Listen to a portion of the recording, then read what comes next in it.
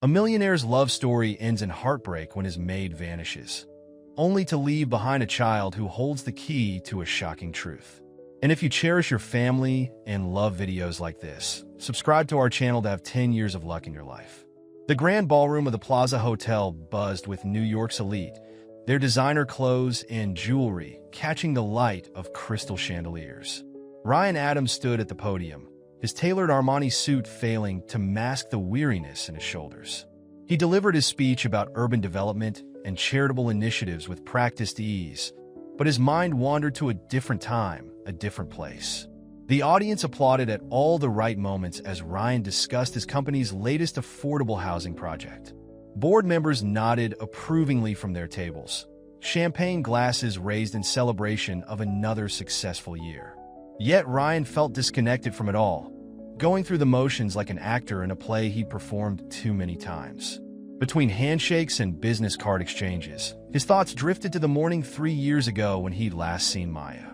She'd been arranging fresh flowers in the kitchen, humming softly to herself.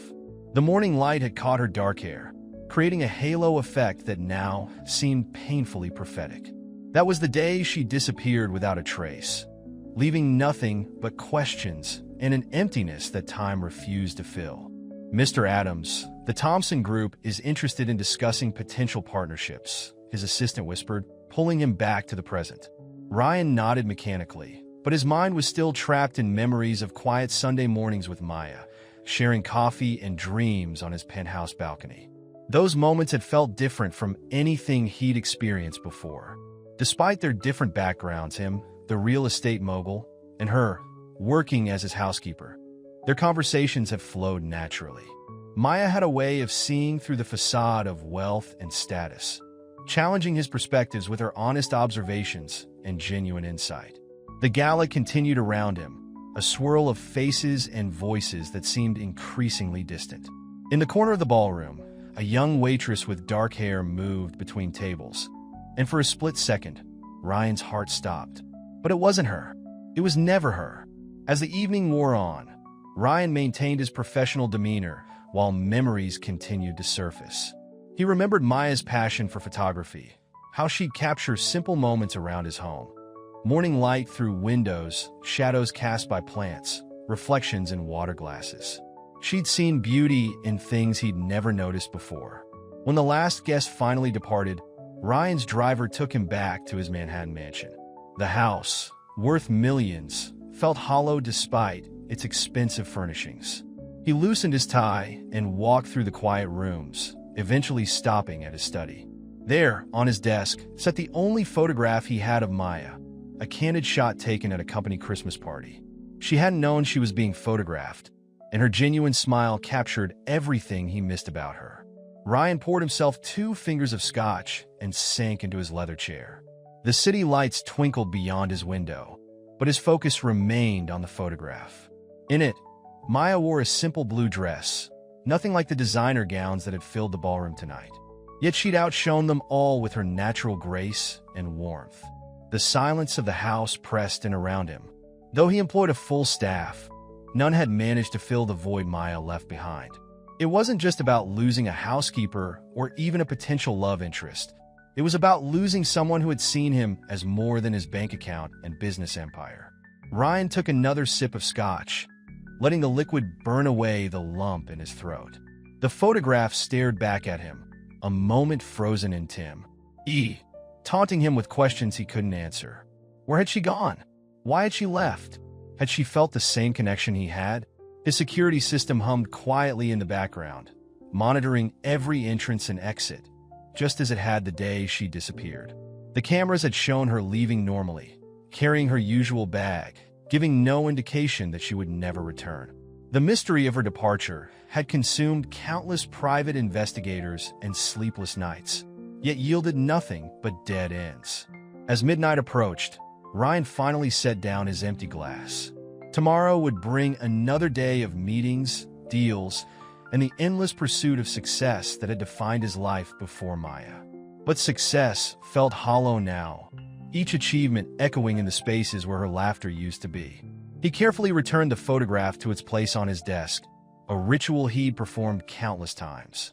In the morning, he would return to being Ryan Adams, the real estate magnate, the man who appeared on magazine covers and charity gala guest lists. But for now, in the quiet of his study, he was simply a man missing the woman who had shown him a different way to see the world.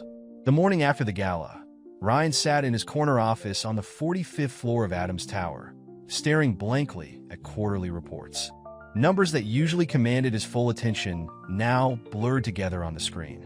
His executive assistant had already rescheduled 2 meetings, citing his packed schedule, but the truth was simpler. He couldn't focus. Mr. Adams, the investors from Shanghai, are waiting in the conference room, his assistant announced through the intercom. Ryan straightened his tie and gathered the documents spread across his mahogany desk. He couldn't afford another distracted performance, not with a $500 million development deal hanging in the balance. The conference room felt suffocating despite its floor-to-ceiling windows overlooking Manhattan. Mr. Chun, the lead investor, leaned forward in his chair, his expression growing increasingly concerned as Ryan fumbled through the presentation. The projected growth charts and architectural renderings that usually impress potential partners now seemed to highlight his lack of preparation. Mr. Adams, these numbers seem optimistic, Mr. Chen interrupted, his polite tone barely masking his skepticism. Given the current market conditions, we expected more concrete assurances. The other investors exchanged glances, and Ryan felt the deal slipping away. Before he could recover, his phone vibrated in his pocket. Usually, he would ignore it, but something compelled him to glance at the screen. Unknown number. He excused himself, promising to return with updated projections, and stepped into the hallway. "Hello," he answered, expecting another sales pitch or wrong number. "She left to protect you." The voice was distorted, deliberately disguised.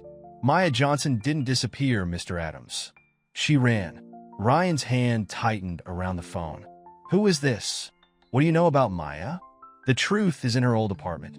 Unit 4B, 1255, Bedford Avenue, Brooklyn. But be careful who you trust." The line went dead. Ryan tried calling back immediately, but the number was already disconnected. His heart raced as he pulled up his contacts, fingers trembling as he called his head of security. "Jack, I need everything you can find on 1255 Bedford Avenue, apartment 4B. Previous tenants, current occupants, building ownership, everything. And I need it now." Back in the conference room, the investors were packing their briefcases. "Mr. Adams," Mr. Chen said firmly, "perhaps we should reconvene when you're better prepared." Ryan barely registered their departure, his mind already plotting his next move. That afternoon, he found himself standing outside a weathered brownstone in Brooklyn, far from the gleaming towers of Manhattan. The neighborhood had seen better days, but gentrification was creeping, G'ing around the edges. A coffee shop with artisanal prices had replaced the bodega Maya once mentioned buying her groceries from. The building's front door was locked, but a $100 bill convinced the superintendent to let him into Unit 4B. The apartment was empty now, waiting for renovation. Dust covered the floors, and water stains marked the ceiling. Ryan tried to imagine Maya here, living a life so different from the luxury she'd known in his home. He searched methodically, running his hands along window frames, checking loose floorboards, looking for anything that might explain her disappearance. In the bathroom, he noticed something odd about the medicine cabinet. It was mounted slightly askew. Behind it, tucked into a gap in the wall, he found an old envelope. Inside was a single photograph. Maya standing in front of a familiar building, his building, but she wasn't alone. A man stood beside her, his face carefully scratched out of the image.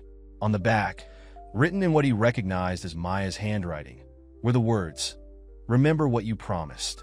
Ryan's security team had already searched this apartment years ago. How had they missed this? Or had someone planted it recently, knowing he would come looking? The anonymous call felt less like a lead and more like a carefully laid trap. His phone buzzed again, another unknown number. This time, when he answered, there was only silence followed by a click. But it was enough to send a clear message. Someone was watching.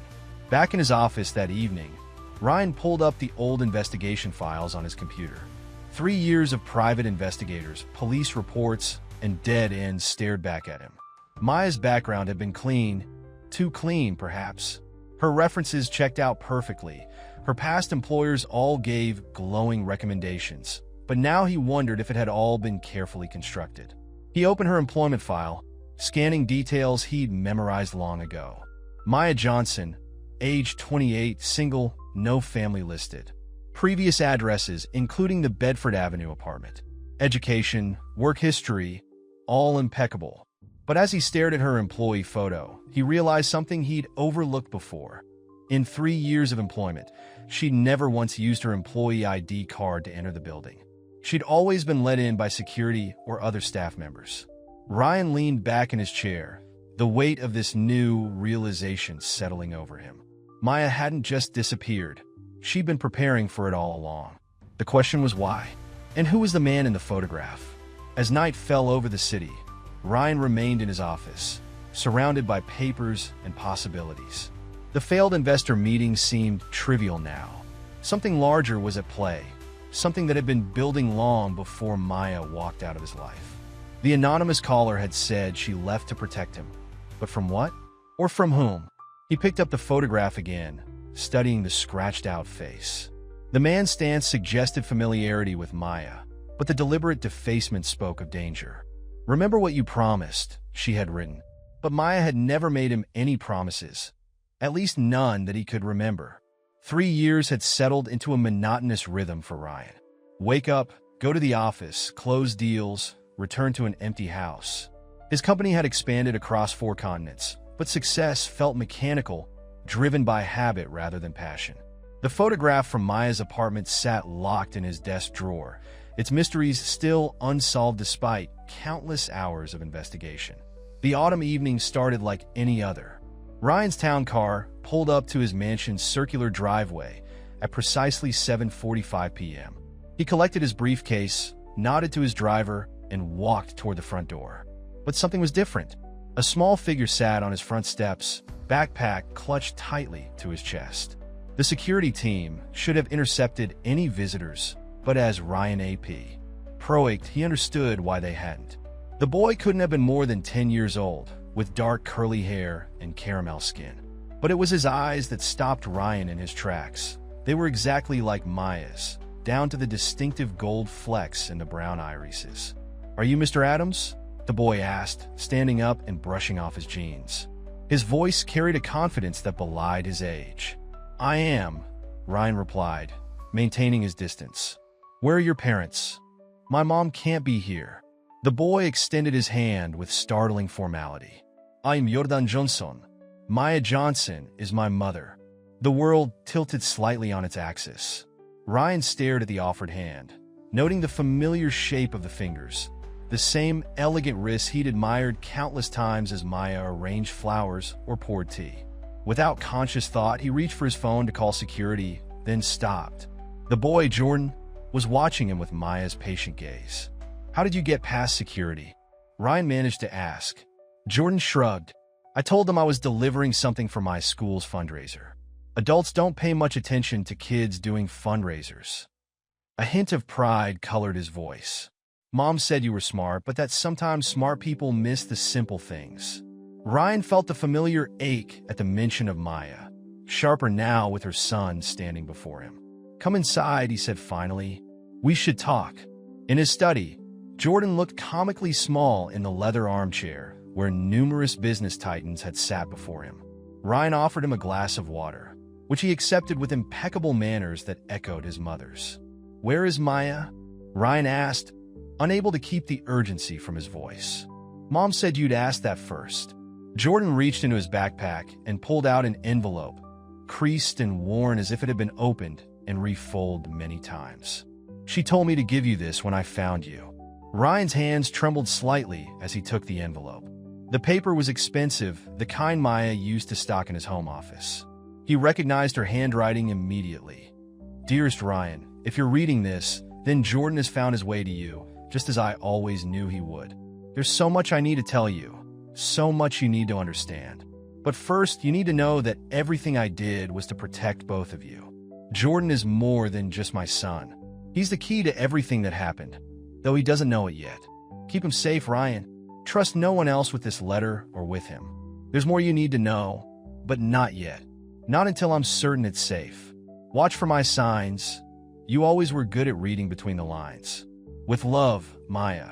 Ryan looked up from the letter to find Jordan studying him with an intensity that was pure Maya. The boy had her way of seeing through pretenses, of making Ryan feel simultaneously exposed and understood. Mom talks about you a lot, Jordan said matter-of-factly. She keeps your picture in her special box, the one she thinks I don't know about. Is she? Ryan paused, choosing his words carefully. Is she safe? Mom's always safe. She's the smartest person I know. Jordan's confidence wavered slightly, but she's been worried lately. That's why she sent me to you. Ryan felt the weight of responsibility settling on his shoulders. Looking at Jordan, he saw pieces of a puzzle he hadn't known he was solving. Maya's mysterious disappearance, the scratched-out photograph, the anonymous phone calls. But he also saw something else, Hope. Are you hungry? Ryan asked, realizing the boy must have waited hours for his return. Starving, Jordan admitted with a grin that transformed his serious expression into something lighter, more childlike. Mom said you make really good pasta. The simple domestic reference caught Ryan off guard. Of course Maya would remember his cooking, those rare evenings when he'd insisted on making dinner himself, shooing her away from the kitchen while she laughed at his elaborate preparations. As Ryan led Jordan to the kitchen, his security team hovered uncertainly in the background. The boy's presence had shattered the careful routine of the household, bringing with it equal measures of chaos and possibility. Ryan found himself studying Jordan's profile, looking for more traces of Maya, more clues to the mystery that had consumed 3 years of his life.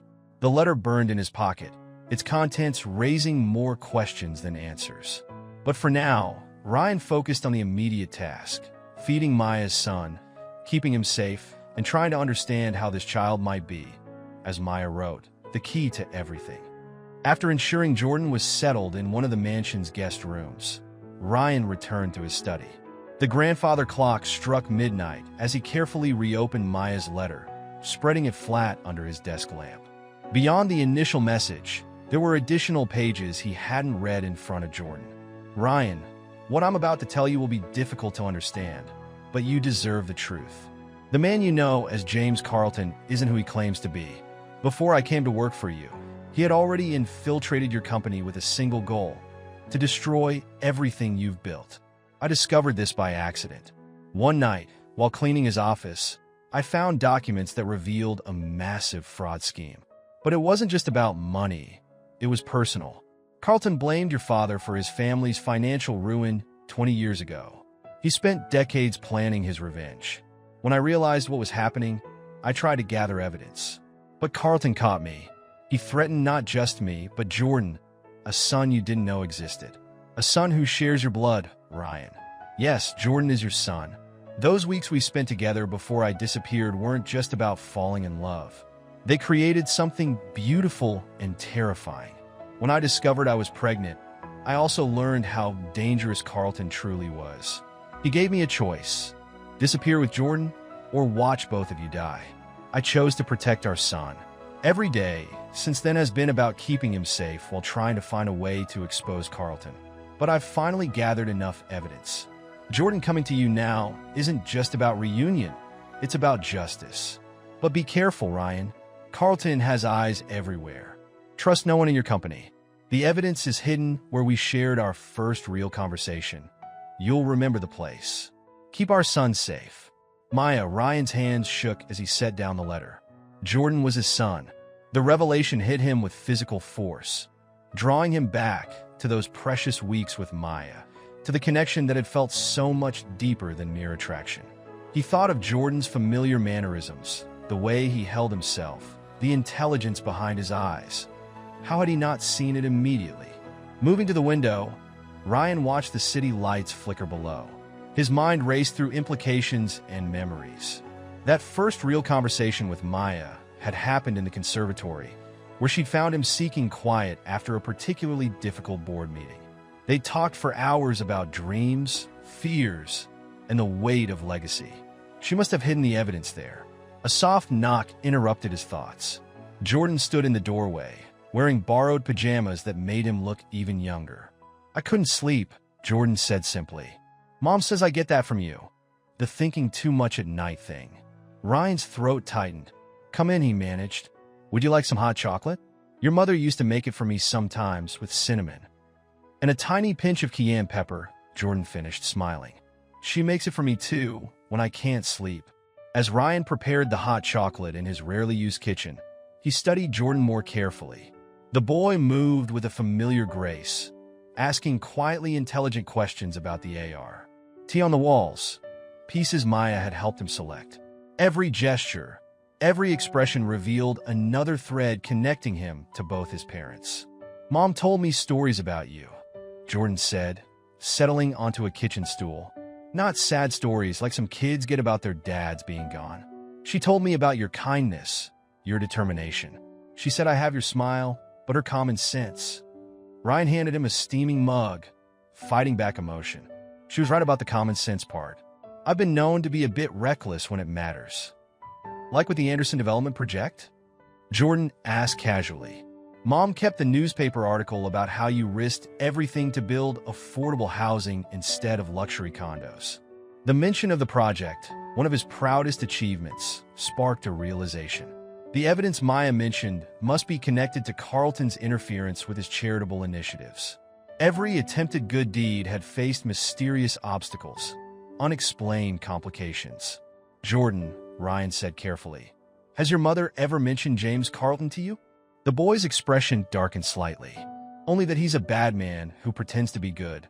Mom says people like that are the most dangerous kind. Ryan nodded, thinking of Carlton's polished exterior, his generous donations to charity, his seemingly perfect record. Maya had seen through it all, and protected their son from a threat Ryan hadn't even known existed. She also said, Jordan added quietly, that when the time was right, you would know what to do. That's why she sent me now, because it's time. Looking at his son, the words still felt strange and wonderful in his mind. Ryan understood the magnitude of Maya's trust in him. She'd spent years protecting their child, gathering evidence, waiting for the right moment. Now she'd entrusted Jordan to him, believing in his ability to finish what she'd started. We'll figure this out together, Ryan promised, reaching out to squeeze Jordan's shoulder. The boy leaned slightly into the touch, and Ryan felt a fierce surge of protectiveness. Whatever Carlton had planned, whatever danger lay ahead, he would not let Maya's courage be in vain. As they sat drinking hot chocolate in companionable silence, Ryan began mentally preparing for the battle ahead. Tomorrow, he would need to visit the conservatory, find Maya's evidence, and begin unraveling Carlton's scheme. But tonight, he focused on memorizing every detail of this moment with his son, understanding that it marked the beginning of something both wonderful and dangerous. The following weeks transformed Ryan's carefully ordered life into something messier, but infinitely more meaningful. Jordan's presence filled the mansion with an energy it had long lacked, his questions and observations bringing fresh perspective to rooms that had felt like a museum to lost happiness. One Saturday morning, Ryan canceled his usual golf game with investors to take Jordan to a baseball game. They sat in the stands eating hot dogs and breaking down plays. Jordan's analytical mind approaching sports with the same intensity he brought to everything else. Mom says you played baseball in college, Jordan mentioned between innings. She found old articles about you being team captain. Ryan smiled, remembering how Maya had once discovered his college yearbooks and teased him about his longer hair. Pitcher, not good enough for the pros, but it taught me a lot about strategy and patience. Like in business, Jordan's questions always carried deeper meaning, probing for connections. Exactly. In baseball and business, you have to read your opponent, anticipate their moves, know when to take risks, and when to play it safe. Jordan nodded thoughtfully. Is that how you'll handle Mr. Carlton? The question caught Ryan off guard. They hadn't discussed Carlton since that first night, though Ryan had spent every free moment searching the conserve. A Tory from Maya's evidence. So far, he'd found nothing. Before Ryan could respond, his phone buzzed. Marcus Wong, his head of security, had sent an urgent message. Carlton asking questions about recent visitor. Claiming concern about corporate espionage. Requesting security footage review. Ryan's jaw tightened. He'd been careful to keep Jordan's presence quiet, having him driven to and from the private school where he'd arranged emergency enrollment. But Carlton's network clearly ran deeper than expected. "Time to go, buddy," Ryan said, trying to keep his voice casual. "I promised to show you the new gaming system, remember?" Jordan's expression suggested he understood more than Ryan was saying, but he nodded and followed without question. In the car, Ryan made several calls, activating contingency plans he'd prepared since learning the truth about his son. Back at the mansion, Ryan's security team confirmed what he'd feared. Carlton had scheduled an unusual Sunday board meeting, citing urgent concerns about corporate security. The timing wasn't coincidental. "Jordan," Ryan said that evening, "how would you feel about missing a few days of school? I thought we might take the jet to our house in Vermont. Mom said you might suggest that." Jordan pulled a folded note from his pocket. "She said if you mention Vermont, I should give you this." The note was brief. "The lake house is compromised. Go to 1879 Pine Street in Boston instead. Sarah will help." Ryan had never heard of Sarah, never knew Maya had connections in Boston, but he learned to trust her foresight. Within an hour, his most trusted security team had swept the mansion for surveillance devices, packed essential items, and prepared for their departure. As they drove through the night, Jordan fell asleep against the car window, looking younger and more vulnerable than ever. Ryan found himself studying his son's face, noting features he should have recognized sooner. The set of his jaw, the arch of his eyebrows, subtle echoes of Ryan's own father. His phone lit up with messages from board members, each more urgent than the last. Carlton was moving faster than expected, calling for an emergency vote of no confidence, citing Ryan's erratic behavior and possible security breaches. "You're doing that thing with your jaw," Jordan said sleepily. "Mom says you do it when you're worried, but trying not to show it." Ryan consciously relaxed his clenched teeth. "Just thinking about work. About how Mr. Carlton is trying to take your company?" Jordan sat up straighter. "I heard you on the phone earlier. Mom said he might try something like this." "You don't need to worry about that," Ryan assured him, though his own worry gnawed at him. "Yes, I do." Jordan's voice carried that same quiet certainty Maya had sometimes shown. "Mom didn't send me to you just for protection. She sent me because we're supposed to help each other." The statement hung in the air as their car crossed into Massachusetts. Ryan thought about the empire he'd built, the legacy he'd wanted to leave. Now, looking at Jordan, he understood that his true legacy sat beside him, trusting him with a courage that humbled him. His phone buzzed again, Marcus with an update. Carlton had convinced the board to convene at 7 a.m. In less than 6 hours, Ryan could lose everything he'd built. The rational move would be to turn around, face the board, protect his company. But as Jordan drifted back to sleep, Ryan knew his priorities had shifted. Maya had spent years protecting their son. Now it was his turn, regardless of the cost. The company could be rebuilt. Family, this newfound, precious connection, was irreplaceable.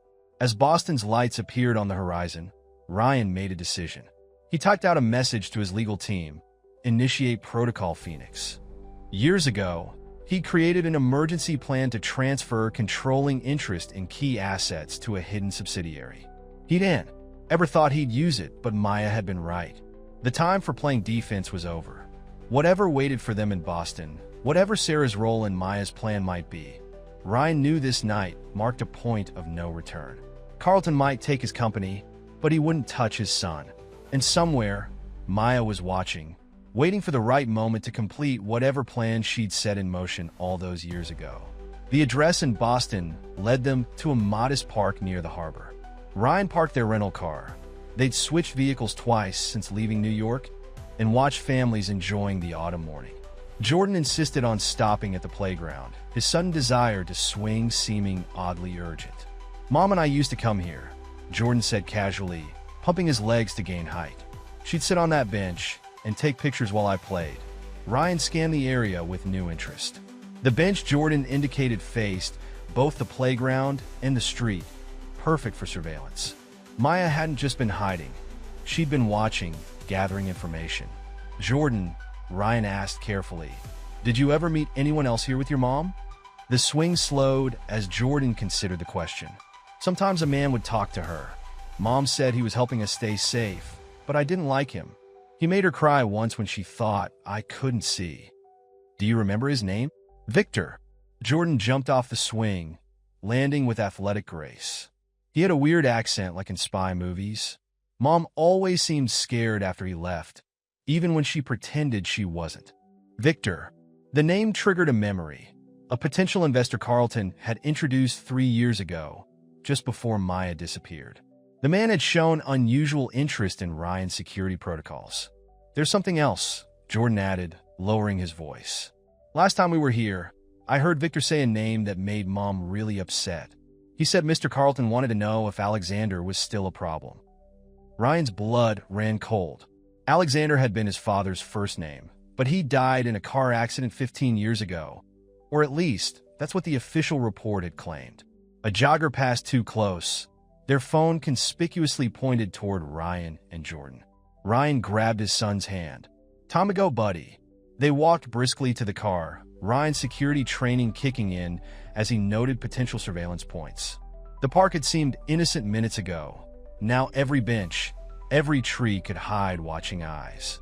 Mom said if anyone followed us here, we should go to the library, Jordan offered as they drove away. The big one with the lions out front. The Boston Public Library was crowded with students and tourists, offering anonymous shelter. In the vast reading room, Jordan led Ryan to a specific section of art books. Mom always checked this one. Jordan pulled down a heavy volume on Renaissance architecture. Inside, tucked between pages 247 and 248, they found a key card and another note in Maya's handwriting. If you're reading this, Victor has made his move.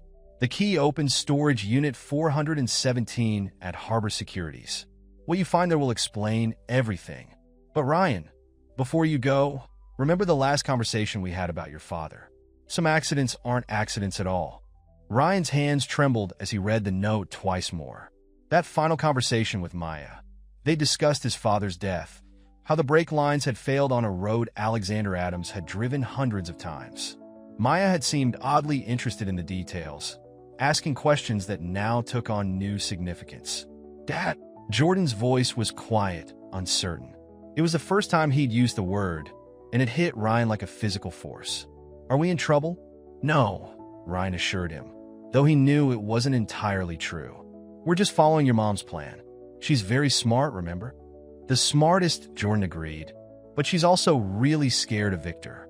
She has a special phone she only uses to talk to him, and she always goes to the bathroom to throw up after their calls." Each casual observation from Jordan added another piece to the puzzle. Maya hadn't just been running from Carlton. She'd been working with, or perhaps against, this Victor character, gathering information at great personal cost. Ryan's phone vibrated, an alert from his banking team. Carlton had called an emergency shareholder meeting for Monday morning. The Protocol Phoenix transfers had been delayed by unexpected regulatory holds. They were running out of time. "Jordan, what else can you tell me about Victor? Anything at all might help." "He has a weird ring," Jordan said, settling into a library chair. "Like a college ring, but with a different symbol." Mom drew it once. She said it was important. He grabbed a piece of paper and sketched quickly, a circle containing what looked like a phoenix rising from flames. Ryan recognized the symbol instantly. It had been on his father's desk the day he died, a paperweight Ryan had never seen before or since. The connection couldn't be coincidental. "One more thing," Jordan added, his voice dropping to a whisper. "Last time Victor talked to Mom, I heard him say something about Project Phoenix. Mom got really pale and made me promise never to mention it to anyone. The name of Ryan's emergency protocol, chosen years ago on some subconscious instinct, suddenly felt less random. Everything connected. His father's death, Carlton's revenge, Maya's disappearance, and now this mysterious Victor with his phoenix ring. A group of tourists entered the reading room, several with cameras. Ryan noticed one man photographing the ceiling with suspicious focus. "Time to find that storage unit," Ryan said, taking Jordan's hand. "Stay close." As they left the library, Ryan felt the weight of Maya's trust and his son's confidence. Whatever waited in storage unit 417, he knew it would change everything. The real question was whether they could reach it before Victor realized how much Jordan had seen and remembered. Harbor Securities stood like a fortress on the waterfront, its modern security systems masked behind historical architecture. Ryan parked 2 blocks away, studying the building through his rearview mirror. An unmarked black SUV had followed them from the library, maintaining a careful distance. "Jordan," Ryan said, keeping his voice steady, "do you remember if your mom had a special way of getting into places like this?" "She always used the back entrance," Jordan replied, his eyes sharp with understanding beyond his years. "She said front doors are for people who want to be seen." Ryan smiled despite the tension. Maya's wisdom, filtered through their son's directness, felt like a compass pointing their way forward. They found the service entrance, where Jordan's inherited charm convinced a maintenance worker they were checking on a family storage unit. Unit 417 was on the top floor, far from the elevator. As they approached, Ryan noticed security cameras positioned at unusual angles, covering blind spots most people wouldn't consider. Maya had chosen this facility carefully.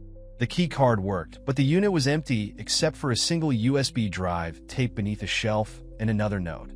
"Ryan, if you're reading this, you've already realized Carlton isn't working alone. The drive contains everything.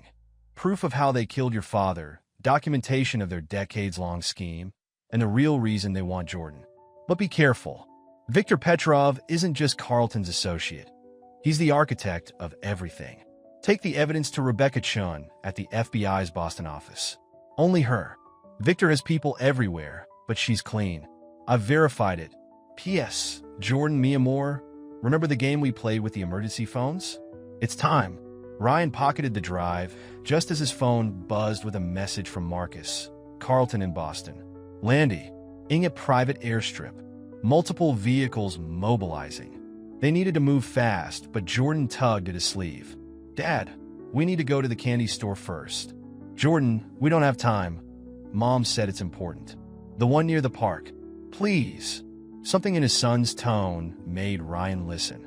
They slipped out through a loading dock, taking a circuitous route to the small candy shop Jordan indicated. Inside, the boy walked straight to a vintage gumball machine in the corner. "Mom and I would get candy here after the park," Jordan explained, feeding a quarter into the machine. Instead of candy, out came a small plastic capsule containing a burner phone and another note. "Call only if you find the Phoenix ring. They're watching the normal channels." Ryan's thoughts raced. The phone was a secure line, one even Victor wouldn't know about. But the ring, as I caught a movement outside, the black SUV had reappeared. "Time to go," Ryan said, but Jordan shook his head. "Wait." The boy fed another quarter into the machine. This time the capsule contained a key with a hotel's name engraved on it. They barely made it to the car before 2 men from the SUV started moving their way. Ryan took a series of random turns, using skills from his security training to ensure they weren't followed. His phone rang. Carlton himself. After a moment's hesitation, Ryan answered on speaker. "You're making this harder than it needs to be, Ryan." Carlton's smooth voice filled the car. "Just bring the boy to my office. We can discuss this like civilized men." "Like you discuss things with my father?" Ryan kept his voice cold, watching Jordan's reaction in the mirror. Carlton's laugh held no humor. "Alexander made his own choices. Just like Maya did. Just like you're doing now. But ask yourself, do you really know what she was involved in?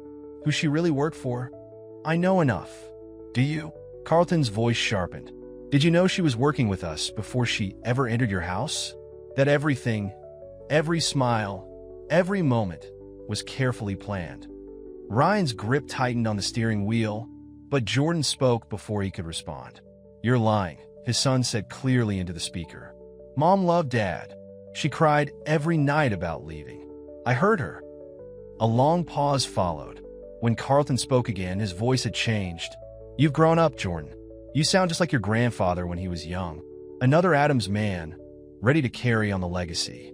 Or destroy it." Ryan ended the call, his mind racing. Carlton's words about Maya couldn't be true. Could they? The way she'd anticipated everything, had contingencies prepared years in advance. "He's trying to trick you," Jordan said quietly. "Mom said they would.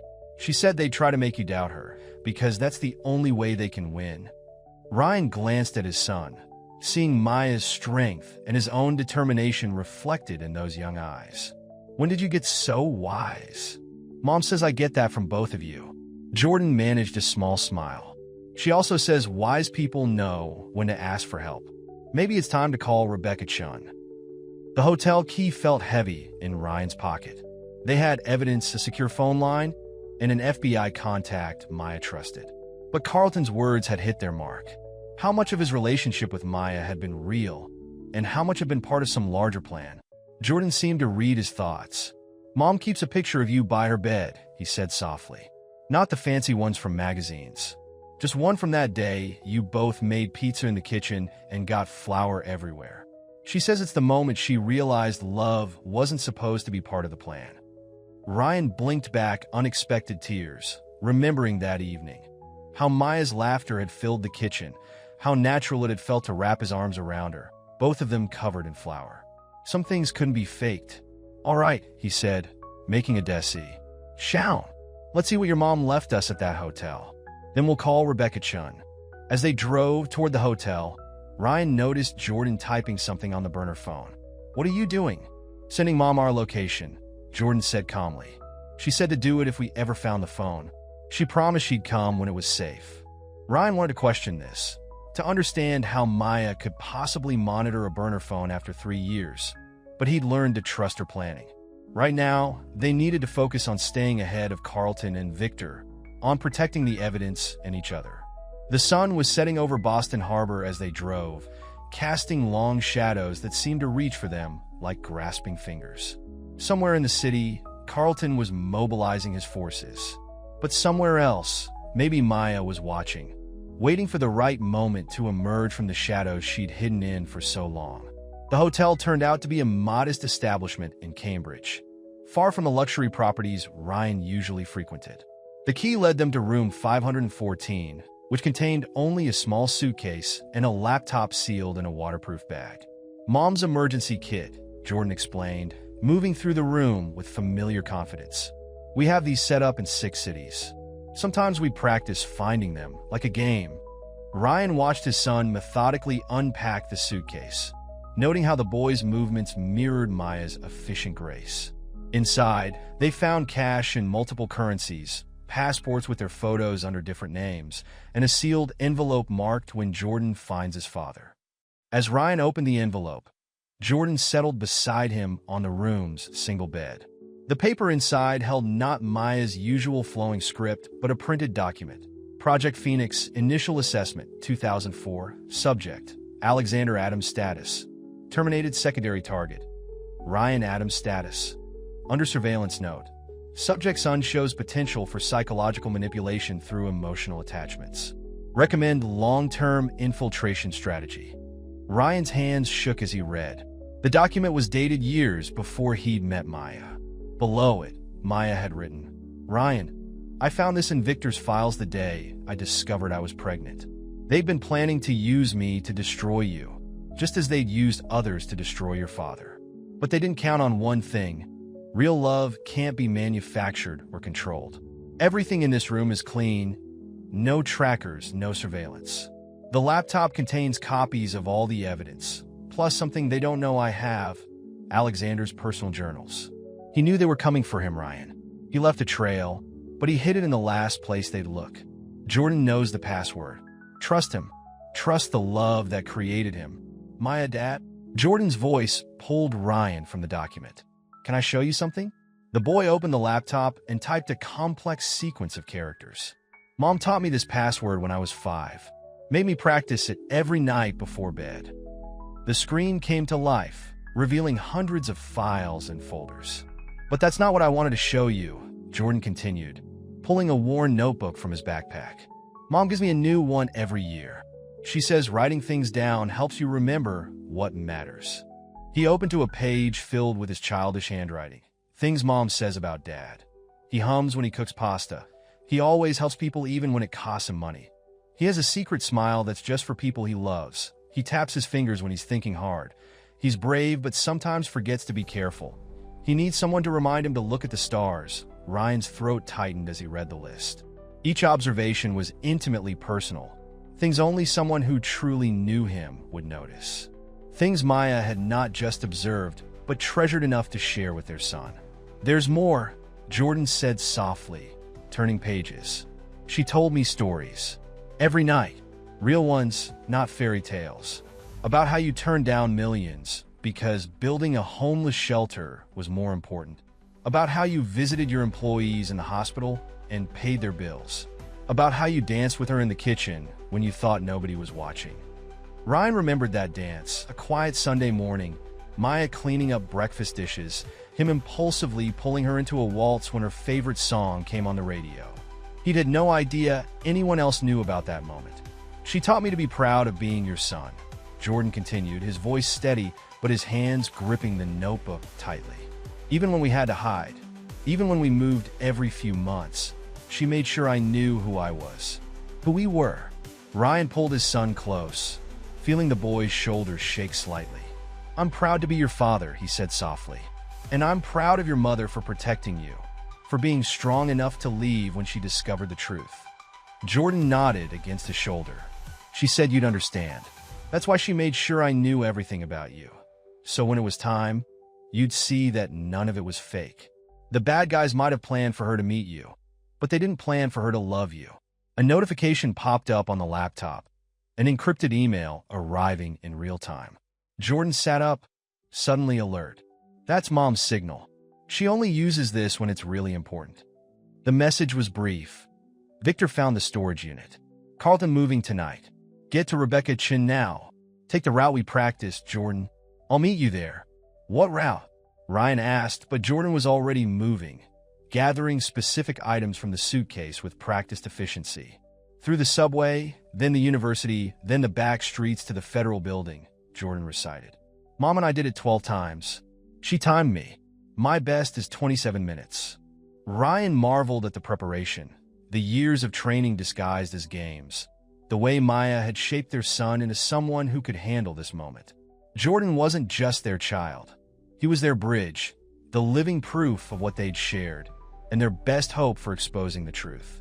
"Mom says when you're scared, remember what you're protecting," Jordan said, shouldering his backpack. "She always touches her heart when she says it, like this."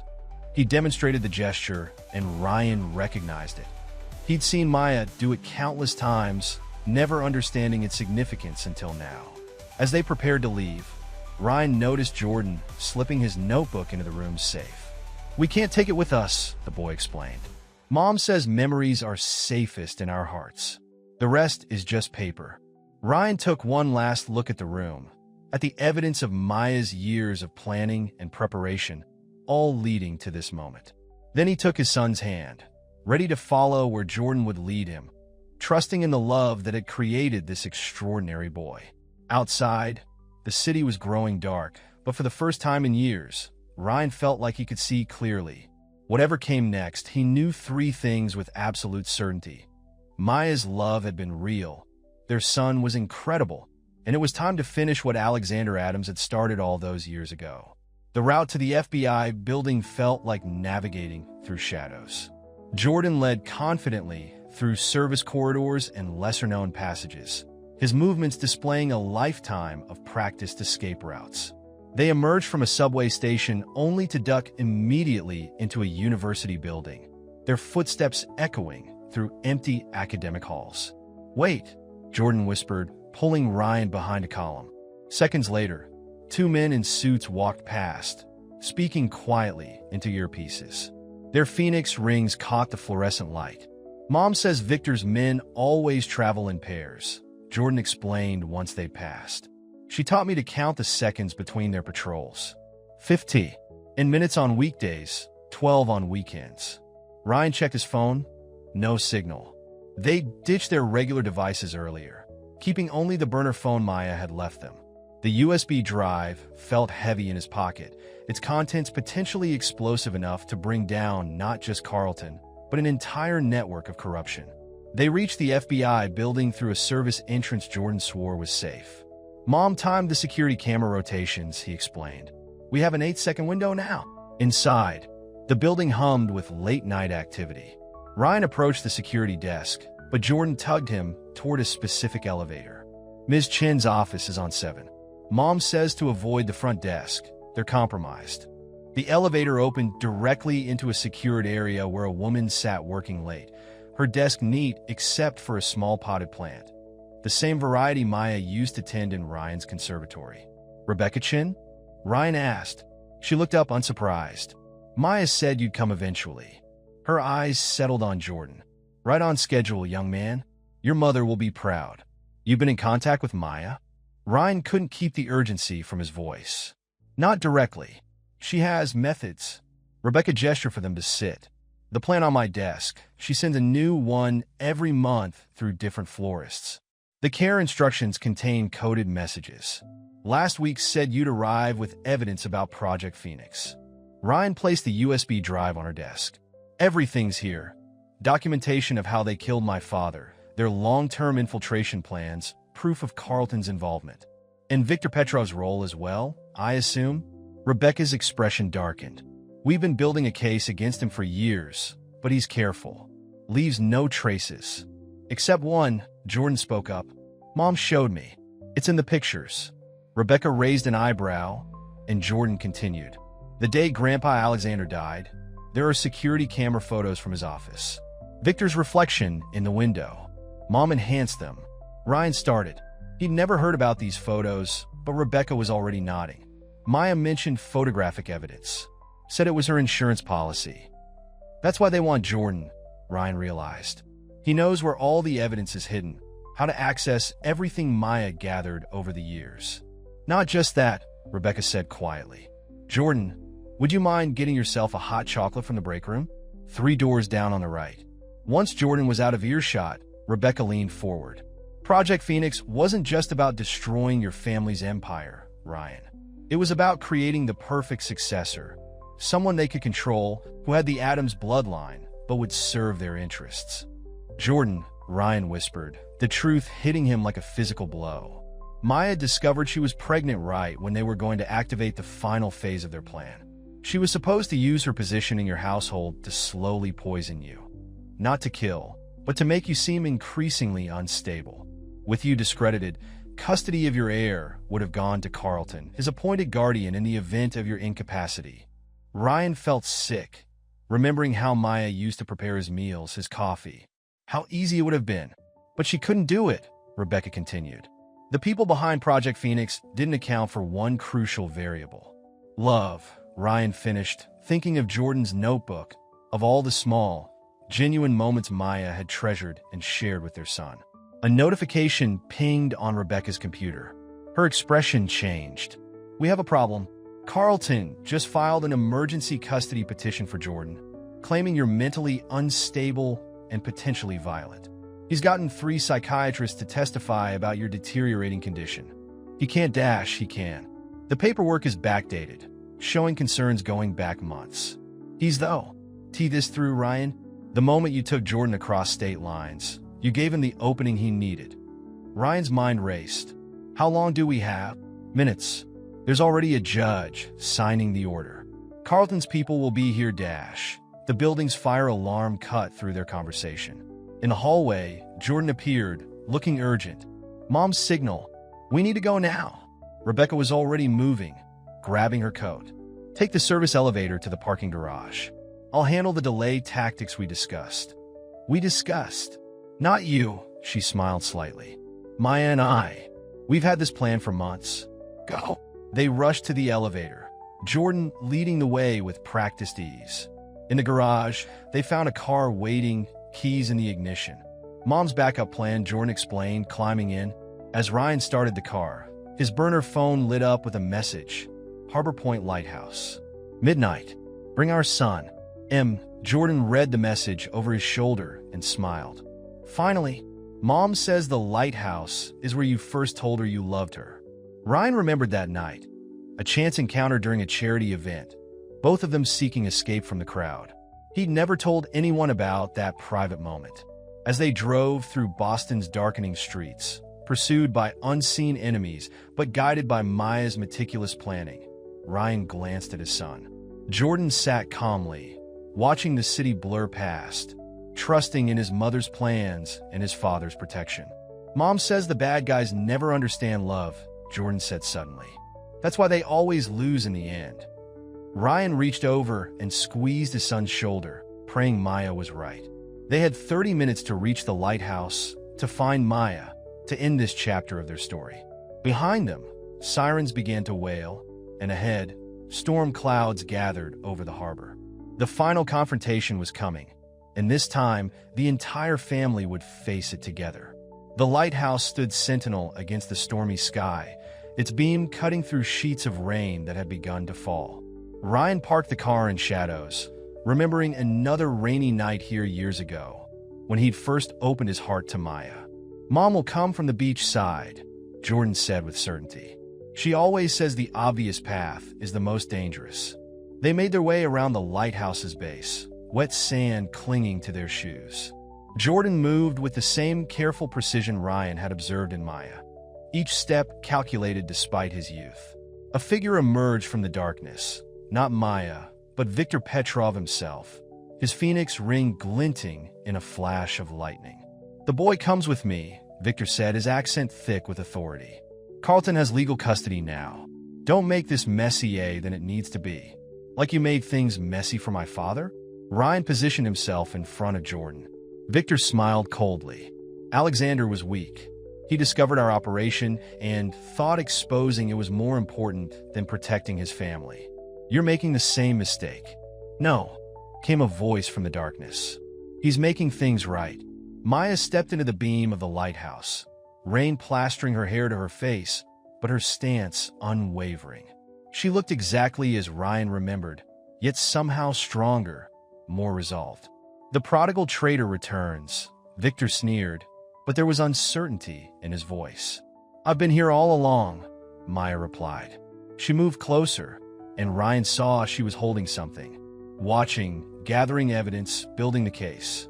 Alexander Adams wasn't the only one who kept records. Jordan suddenly spoke up, his voice carrying over the storm. "The 8th password, Mom?" Maya's smile was fierce with pride. "Go ahead, Mia Moore." Jordan pulled out the burner phone and typed rapidly. Immediately, phones began ringing. Viktor's, then others in the darkness as more of his men emerged from hiding. "What dash?" Viktor started. "Every phone within range J."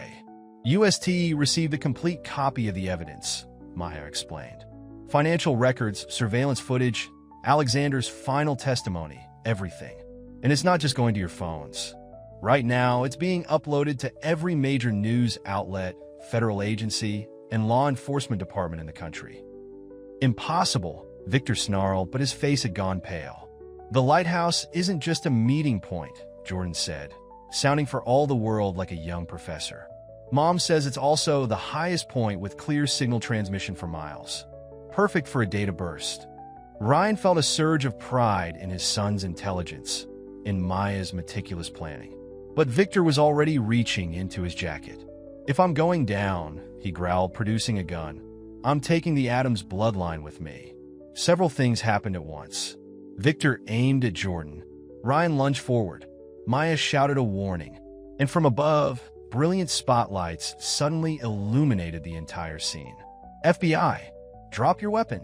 Rebecca Chin's voice boomed from a helicopter appearing overhead. More lights flooded the area as FBI teams emerged from hidden positions around the lighthouse.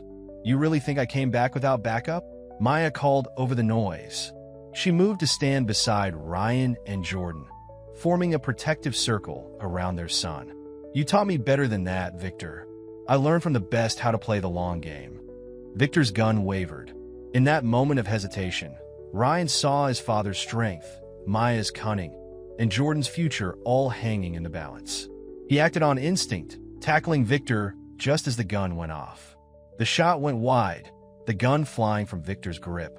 FBI agents swarmed in, securing Viktor and his men. Through it all, Jordan remained calm, protected between his parents, watching history unfold with those intelligent eyes that had seen so much. "Carlton's already in custody," Rebecca announced, approaching them. "The evidence you uploaded is being processed. It's over." Maya turned to Ryan, rain mixing with tears on her face. "I'm sorry for leaving, for not telling you about Jordan. For Dash," Ryan silenced her with a kiss. 3 years of longing and understanding poured into one moment. Jordan made a sound that was half groan, half laugh. "Gross," he commented, but he was beaming. "Mom said you'd do that." "Your mother," Ryan said, keeping one arm around Maya while pulling Jordan close with the other, "seems to have said a lot of things. She said you'd forgive her," Jordan continued.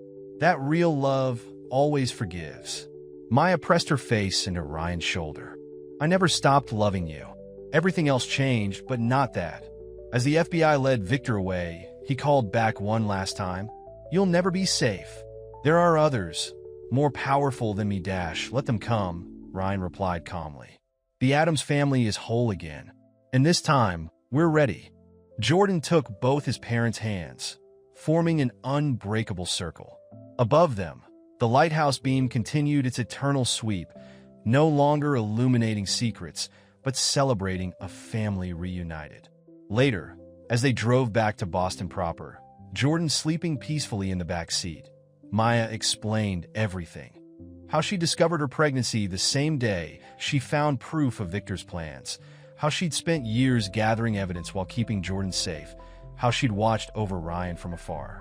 "I left my heart with you," she whispered, her hand finding his.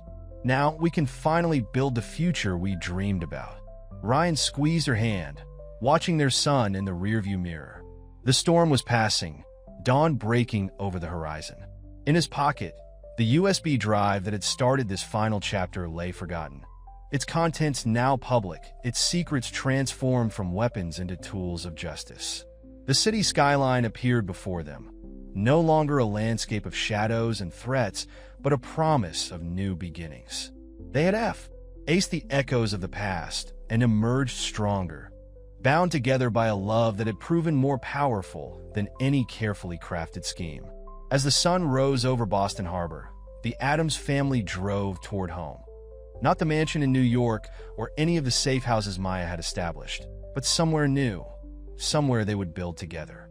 Their story had evolved from one of loss and separation into something richer, a testament to love's power to endure, to protect, and ultimately to triumph.